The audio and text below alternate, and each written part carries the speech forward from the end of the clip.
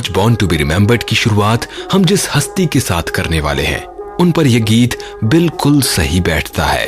मेरे प्यारे वतन, है मेरे बिछड़े चमन, तुझको दिल कुर्बान, तू ही मेरी आरज़ू, तू ही मेरी आबरू, तू ही मेरी जान, ऐ मेरे प्यारे वतन, है मेरे बिछड़े चमन, तुझको दिल कुर्बान। देश को घुसपैठ से बचाने के लिए बहुत से वीरों ने अपनी जान की बाजी लगाई है और ये सिलसिला अभी तक जारी है। तो आज एक ऐसे ही बांकुरे का जन्मदिन है जिसने दुश्मनों का सामना तब तक किया जब तक लहू में गर्मी थी और शरीर में जान। इनके हौसलों के आगे दुश्मन के पसीने छूट चुके थे, इसीलिए वो अपनी गलत मंशा को पूरा नहीं कर सके। 31 जनवरी वर्ष 1923 में हिमाचल की वादियों में जन्मे सोमनाथ शर्मा का नाम आज भी देश की आजाद फिजाओं में सुनाई देता है। इनका जन्म एक ऐसे परिवार में हुआ था जहां ज्यादातर लोग सेना से जुड़े हुए थे। ऐसे में सोमनाथ भला कैसे पीछे रहते। हाँ, ये बात अलग है कि जब भारत सरकार ने इन्हें देश के सर्वोच्च वीरता पुरस्कार से नवाजा, उस वक्त वो जिंदा नहीं थे। लेकिन सोमनाथ शर्मा ही वो पहले वीर जवान थे जिन्हें देश का पहला परमवीर चक्र प्रदान किया गया था।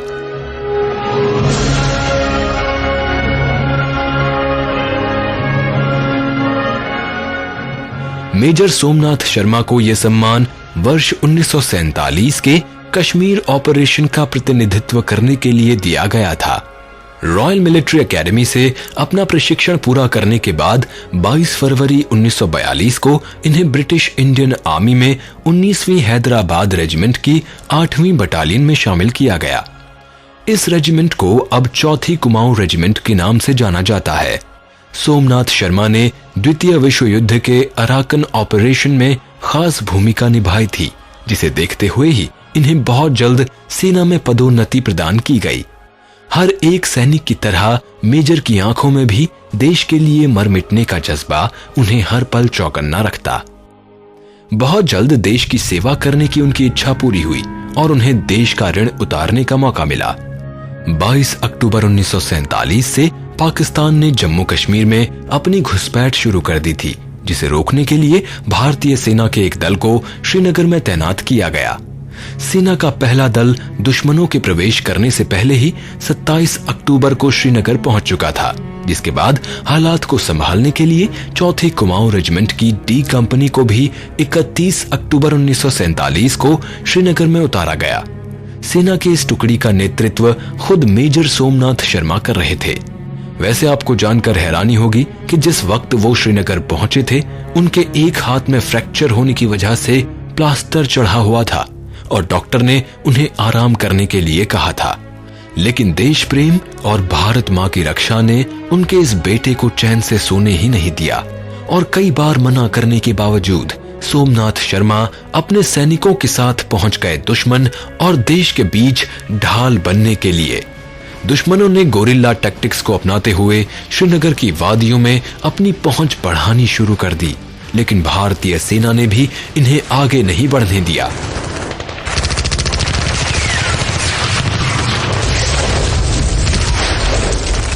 लड़ाई जारी थी और इसी बीच 3 नवंबर को उत्तर की तरफ से सैनिकों के 3 और दल भेजे गए ताकि दुश्मन इस ओर से प्रवेश ना कर सके। सेना ने तुरंत ही वहां पहुंचकर सुबह 9:30 बजे तक बड़गाम में अपना कैंप लगा लिया। लेकिन जब वहां दुश्मनों की हलचल नहीं नजर आई तो दोपहर 2 बजे तक 2 टुकड़ियों को वापस बुला लिया गया। पर खतरा अभी भी था, इसीलिए मेजर शर्मा के नेतृत्व में डी कंपनी को बडगाम के दक्षिणी छोर में 3 बजे तक रुकने के आदेश दिए गए। ये फैसला सही साबित हुआ क्योंकि 2:30 से ही गांव के कुछ घरों से गोलियों के चलने की गतिविधियां शुरू हो गईं।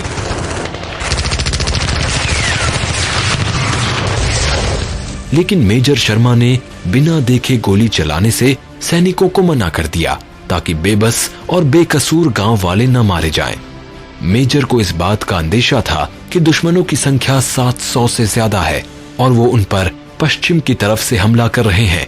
ये हमला छोटे हथियारों, मोटार और भारी ऑटोमेटिक मशीनों से हो रहा था। मेजर ने खुद इस गोला बारूद के बीच बाहर आकर वायुसेना को दुश्मनों की पोजीशन के बारे में बताना शुरू किया और साथ ही अपनी सेना के साथ तकरीबन 6 घंटे तक डटे रहे। एक हाथ में प्लास्टर होने के बावजूद उन्होंने मशीन गन को फिल करके उसे सिपाहियों तक एक जगह से दूसरी जगह जाकर पहुंचाया और खुद भी हल्की गन से दुश्मनों का सामना करते रहे। और इसी वजह से कब वो मोटार के करीब पहुंच गए उन्हें भी पता नहीं चला। उनकी शहादत से कुछ समय पहले ब्रिगेड मुख्यालय को दिया गया मेजर का आखिरी संदेश कुछ यूं था: दुश्मन अब बस हमसे 50 यार्ड दूर है, गोलीबारी बहुत तेज है, मैं 1 इंच भी पीछे नहीं हट सकता और हमारे साथी आखिरी सांस तक लड़ते रहेंगे। लेकिन उनकी शहादत जाया नहीं गई। मेजर शर्मा ने दुश्मनों को आगे बढ़ने से रोका था और उनकी मदद से वायुसेना ने समय पर दुश्मनों के ठिकाने पर पहुंचकर उन्हें वहां से खत्म करने में कामयाबी हासिल की। भारतीय सेना में मेजर सोमनाथ शर्मा ने अपनी बहादुरी से वो इतिहास लिखा जो आज तक देश को उनके कुर्बानी की याद दिलाता है। न ही कल उन्हें कोई भूला था और न कल कोई भूलेगा। शहीद बेटे को जब देश ने परमवीर चक्र से नवाजा तो ये सम्मान खुद उनके पिता मेजर जनरल अमरनाथ शर्मा ने प्राप्त किया।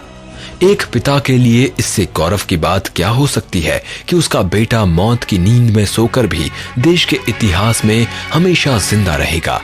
आज बॉर्न टू बी रिमेंबर्ड के साथ पूरा देश शहीद मेजर सोमनाथ शर्मा को सलाम करता है। शान तेरी कभी कम न हो ऐ वतन, मेरे वतन, मेरे वतन। शान तेरी कभी कम न हो ऐ वतन, मेरे वतन, मेरे वतन। आन तेरी कभी कम न हो ऐ वतन, मेरे वतन, मेरे वतन। वैसे श्रोताओं, जिस तरह किसी वीर सैनिक की शहादत को भुलाना मुमकिन नहीं होता, उसी तरह किसी गीतकार व संगीतकार के योगदान भी हमेशा इतिहास में जिंदा रहते हैं, खास तौर पर जब बात किसी ऐसे शख्स की हो जिसने पूरी दुनिया को अपने हुनर से प्रभावित किया हो। आज ही के दिन वर्ष 1797 में ऑस्ट्रिया में एक ऐसे ही प्रभावशाली शख्स ने जन्म लिया था जिसे अभी भी क्लासिकल और रोमांटिक म्यूजिक के बीच की कड़ी माना जाता है। हम बात कर रहे हैं 19वीं सदी के जाने माने संगीतकार एवं गीतकार फ्रांस पीटर शुबर्ट की, जिन्होंने बचपन से ही संगीत के क्षेत्र में अपने हुनर से सभी को वाकिफ करवाना शुरू कर दिया था। इसी दौर से ही पियानो, वायलिन और दूसरे वाद्य यंत्रों पर अपनी पकड़ को मजबूत बनाने वाले शुबर्ट गायकी में भी अव्वल थे। उनके परिवार ने भी इन्हें संगीत के क्षेत्र में आगे बढ़ाने के लिए हर संभव मदद की। इनका दाखिला स्टार्ट कोनविक्ट में कराया गया, जहां से शुबर्ट ने अपनी संगीत शिक्षा का प्रशिक्षण लिया। इसके बाद वर्ष 1808 में जब शुबर्ट ने इंपीरियल कोर्ट के सामने परफॉर्म किया तो इन्हें वहीं पर संगीत सीखने के लिए स्कॉलरशिप प्रदान की गई। इंपीरियल कोर्ट में इन्होंने अंटोरियो सालियरी जैसे बड़े बड़े संगीतकारों व गीतकारों से प्रशिक्षण लिया। सभी ने शुबर्ट के जीनियस माइंड को समझा और आगे बढ़ने के लिए प्रेरित किया। यहाँ पर शुबर्ट ऑर्केस्ट्रा में वायलिन बजाना शुरू कर चुके थे और कुछ समय बाद वो और उनके कुछ साथी वायलिन के अलावा पियानो जैसे म्यूजिक इंस्ट्रूमेंट भी अपने गुरु की अनुपस्थिति में बजाने लगे थे। वर्ष 1812 में शुबर्ट की आवाज ने उन्हें कॉलेज की दीवारों से बाहर जाने के लिए विवश कर दिया और फिर अंटोनियो सालियरी के कहने पर वो 3 साल और उस कैद में बिताने के लिए राजी हो गए। अब संगीत की दुनिया का ये परिंदा उड़ने के लिए आजाद होने ही वाला था कि परिवार ने उन पर नौकरी करने के लिए दबाव डालना शुरू कर दिया। वर्ष 1814 में इन्हें वियना में अपने पिता के साथ बतौर सहायक अध्यापक नौकरी करनी पड़ी। अगले 4 सालों तक इन्होंने नौकरी की, लेकिन साथ ही साथ संगीत भी तैयार करते रहे। वर्ष 1813 से 1815 के मध्य इनके भीतर संगीतकार की तरह ही एक अनोखा गीतकार भी जन्म लेने लगा था। वर्ष 1814 में इस नौजवान कंपोजर ने बहुत सारे पियानो पीसेस, सिम्फनी और 3 एक्ट ओपेरा को तैयार कर लिया।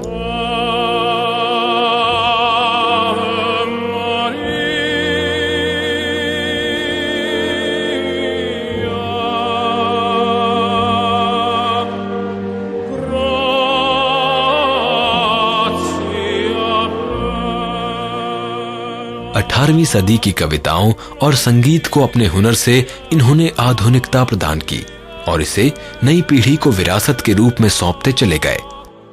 1 मार्च वर्ष 1818 को वियना में इन्होंने अपने इटालियन ओवरचर इन सी मेजर के खास संगीत को सभी के सामने पेश किया और पहली बार ही में लोगों का दिल जीत लिया।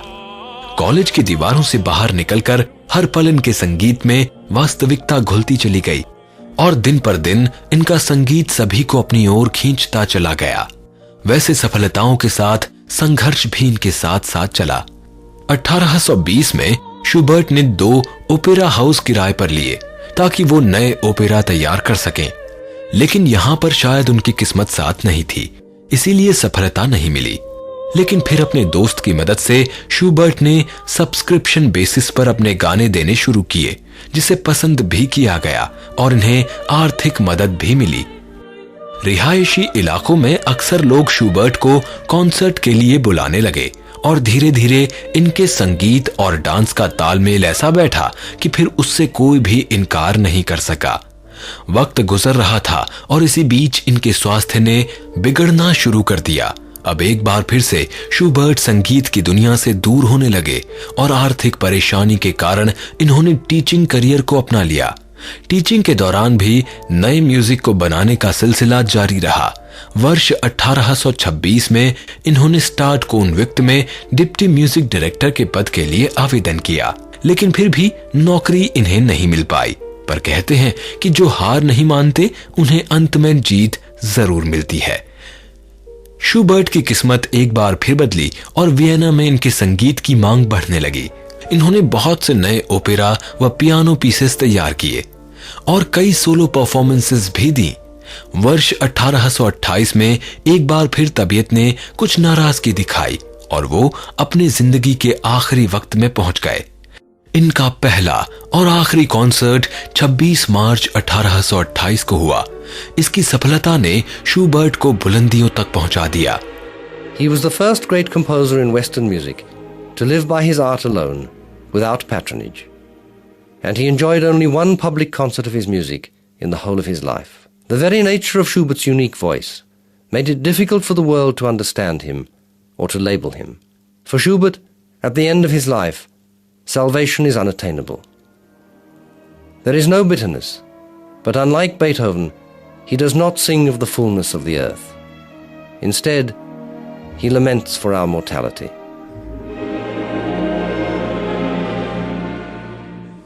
इनके सम्मान में वर्ष 1872 को स्टेड पार्क में एक मेमोरियल भी बनवाया गया। ये वही संस्थान है जहां से इन्होंने प्रशिक्षण लिया था। आज भी संगीत की दुनिया शूबर्ट को उनके योगदानों के लिए याद करती है और आने वाली कई सदियों तक जब कभी बात आधुनिक व प्राचीन संगीत के संगम पर होगी, फ्रांज पीटर शूबर्ट का नाम हमेशा याद किया जाएगा।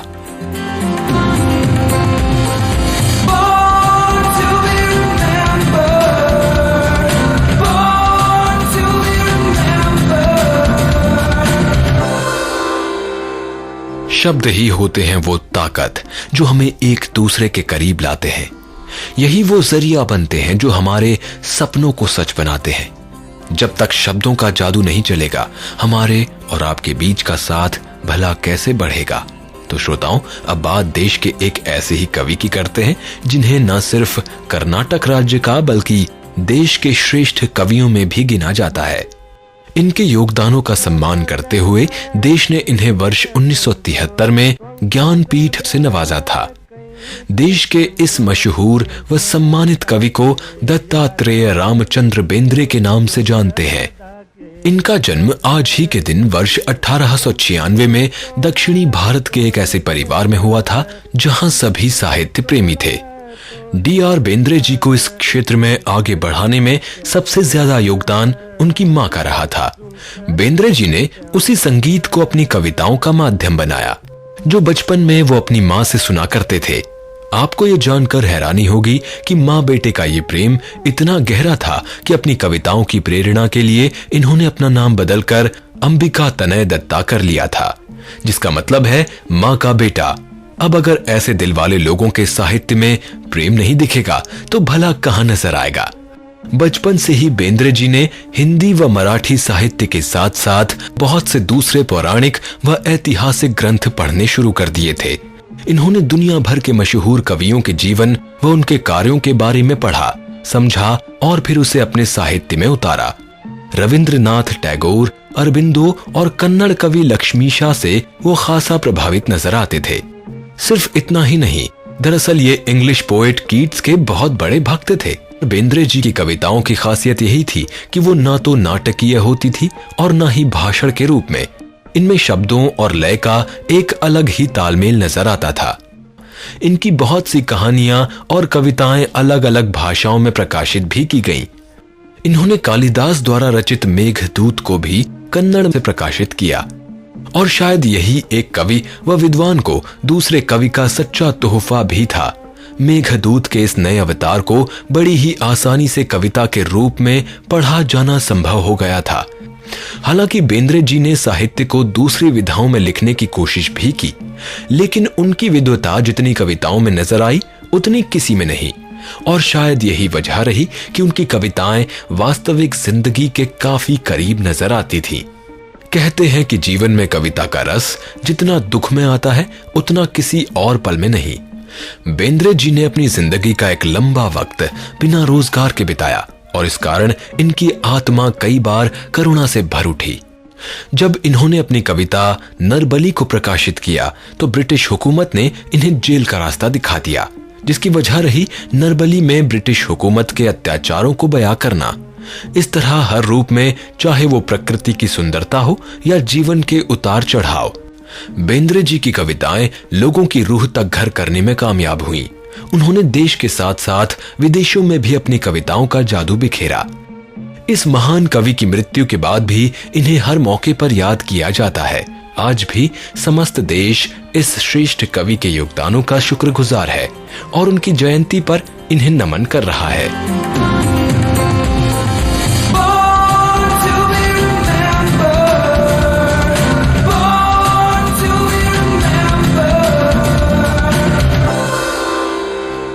और अब बातें एक ऐसे शख्स की जिसने बलूनिंग और पैराशूटिंग की दुनिया में सूत्रधार का काम किया। दुनिया की पहली हॉट एयर बलून फ्लाइट के बारे में हमने पहले भी बात की है, तो आज उसी के जन्मदाताओं में से एक का जन्मदिन है।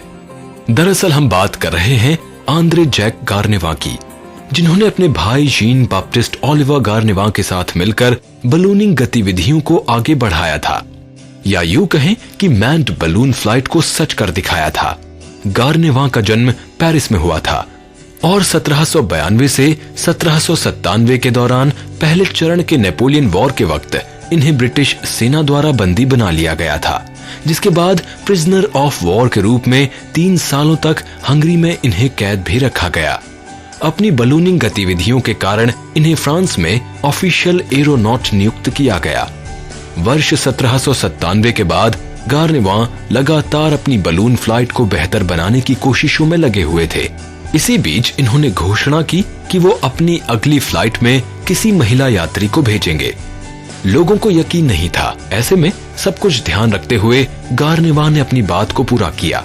इन्होंने सितवायेन हेनरी के साथ अपना मकसद पूरा किया। इस फ्लाइट में गार्नेवा और यंग सितवायेन दोनों ने साथ उड़ान भरी। 8 जुलाई 1798 को ये नजारा देखने के लिए पार्क मॉन्स्यू में बहुत से लोग इकट्ठे हुए थे। पार्क मॉन्स्यू से शुरू हुई ये यात्रा 30 किलोमीटर की दूरी तय करने के बाद उत्तरी पेरिस के गूसाविल में समाप्त हुई। इस सफलता के बाद गार्नेवा ने शुरुआती पैराशूट को डिजाइन करना शुरू किया। इसमें इन्होंने छाते नुमा आकार के 7 मीटर डायामीटर वाले सिल्क पैराशूट और बलून को रस्सी से जोड़ा। इसके बाद कई तरह के जरूरी सामानों को फिट करके 3000 फीट पर बलून के जरिए पहुंचकर छलांग लगाई। लोगों को लगा अब कुछ नहीं बचेगा, लेकिन गार्नेवा कामयाब रहे और सुरक्षित भी। वर्ष 1802 में गार्नेवा अपनी पत्नी के साथ इंग्लैंड पहुंचे और वहां भी दोनों ने अपनी सफल फ्लाइट्स का प्रदर्शन किया। लेकिन कुछ सालों बाद जब ग्रेट ब्रिटेन और फ्रांस के बीच युद्ध शुरू हो गया तो इस जोड़े को वापस अपने देश आना पड़ा। इस बीच पेरिस से जर्मनी तक की 395 किलोमीटर की दूरी इन्होंने अपने बलून के जरिए पूरी की। वैसे गार्नेवा की पत्नी और कोई नहीं बल्कि उनकी स्टूडेंट रही थी और साथ ही बलून फ्लाइट तय करने वाली पहली महिला यात्री भी। इसके अलावा पैराशूट के जरिए हवा में उड़ने वाली पहली महिला का श्रेय भी ले ब्रोसे को ही जाता है। 18 अगस्त वर्ष 1823 को अपनी इन्हीं गतिविधियों के दौरान हुई एक दुर्घटना में गार्नेवा हमेशा के लिए हमसे दूर हो गए, लेकिन अपने पीछे ऐसे विचार को छोड़ गए जो आज न सिर्फ यातायात के लिए बेहद ही सहज तरीका बन चुका है, बल्कि अंतरिक्ष तक पहुंचने में भी कामयाब रहा है। आज समस्त विज्ञान जगत अपने इस हीरो को तहे दिल से सलाम करता है।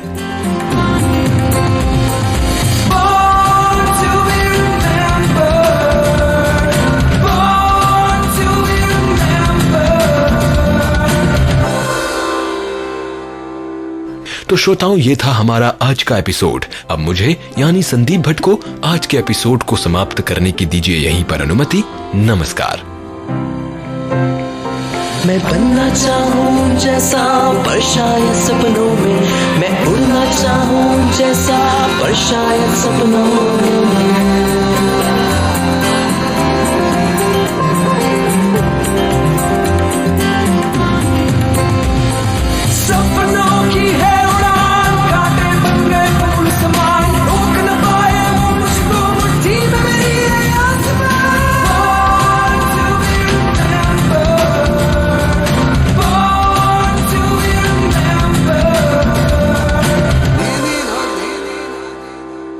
इस कार्यक्रम के कार्यकारी निर्माता जैनेन्द्र सिंह,